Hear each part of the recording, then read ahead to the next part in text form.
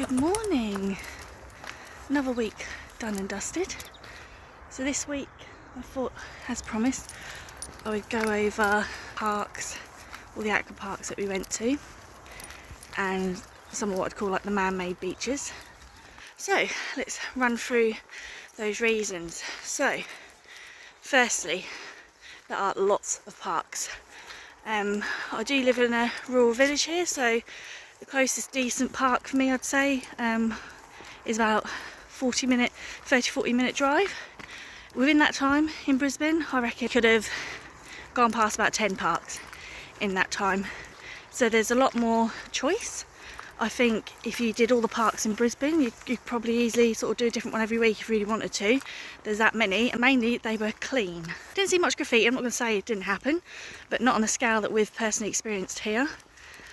Everything was clean, but I think that's also helped by the culture over there, and they were all shaded, so even on the hot days or if it's raining, got plenty of shade there for the little ones. The amenities were fantastic, so there was always plenty of picnic spaces for you to come along with a picnic.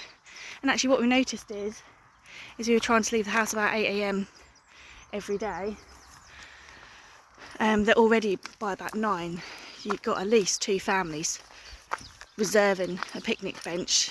Then you'd see balloons and party banners going up. Apparently that's a very Aussie thing to do.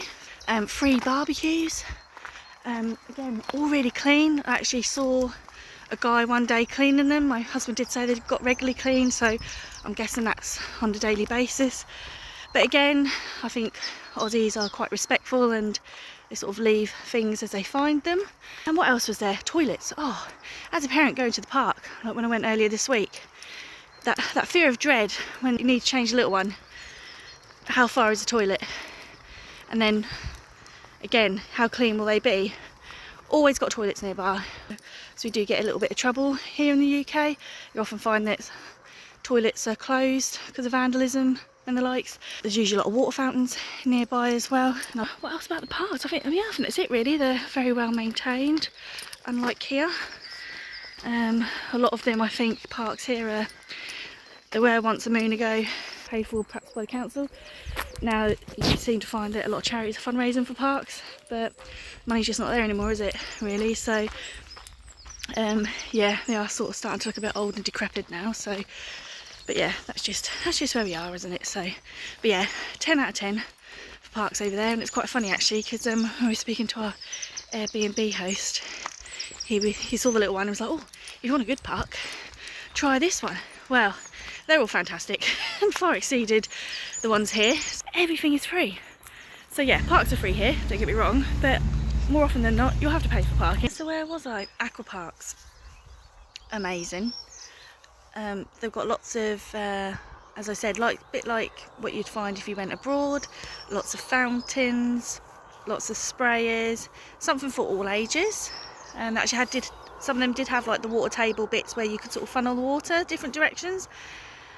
Some of them we looked at little like moats where you could follow the water course and sort of control it with different elements. Then each of them featured the epic bucket where you could sort of rotate an object, spin it, and it would gradually fill a big bucket of water, and then lo and behold it would fall down and empty and create a massive splash. So that's a bit more for the older ones, but again, absolutely fantastic. It's a bit hard to compare that one because we don't really have that in the UK as far as I understand. I'll pop a list in the video description of all the different ones we went to. But yeah, I've got no qualms with any of them. They were absolutely amazing, and again, something free that you can do with the kiddies, and it's just a great way to cool off in the hot weather. The other thing that they had a lot of in Brisbane that we went to a few of is what I call like the man-made beaches. We went to about 3 of those, and again, free.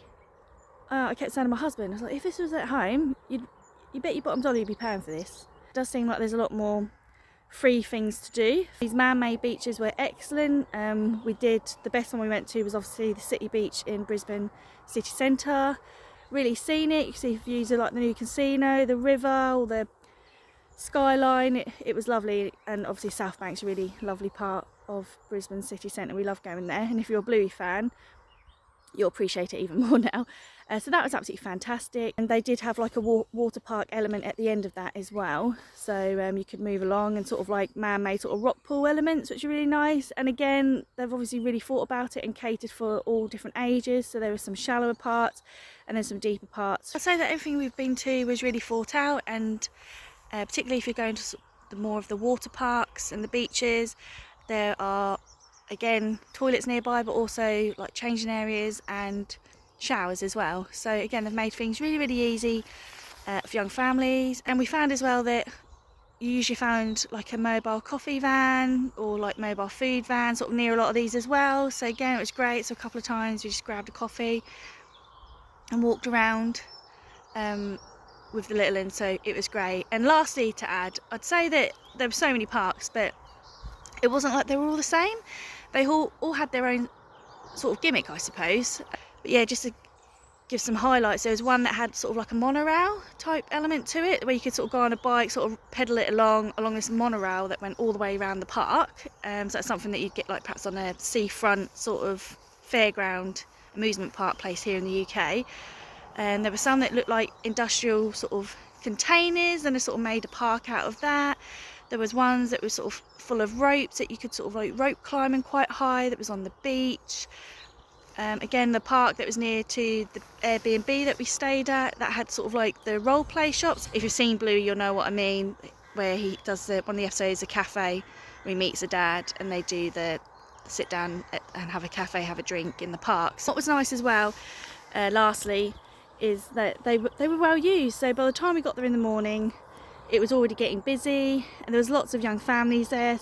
Whereas personally, I find here in the UK, unless it's sort of quite warm, you don't tend to find a lot of other families on the park. I'll be lucky to find perhaps one other family. And then when you do go to the park in the summer, which is what we found last year on those few hot days that we had, because there's not any shade or anything, a lot of them are made of metal and they're too hot. So you'll find a lot of them have like metal slides, and you can't go on them because they're baking hot. I understand though, it's not a dig here because we just don't have the weather for it. Why would you spend money on that? But again though, a lot of thought has been put into these spaces in Australia. It's just fantastic to see. So yeah, if you've got a young family and you're wondering about that element of life over there, I can highly recommend it, a 10 out of 10. So yeah, that is one of the fantastic reasons why I think life is a little bit better in Australia for families. So I hope you like this video.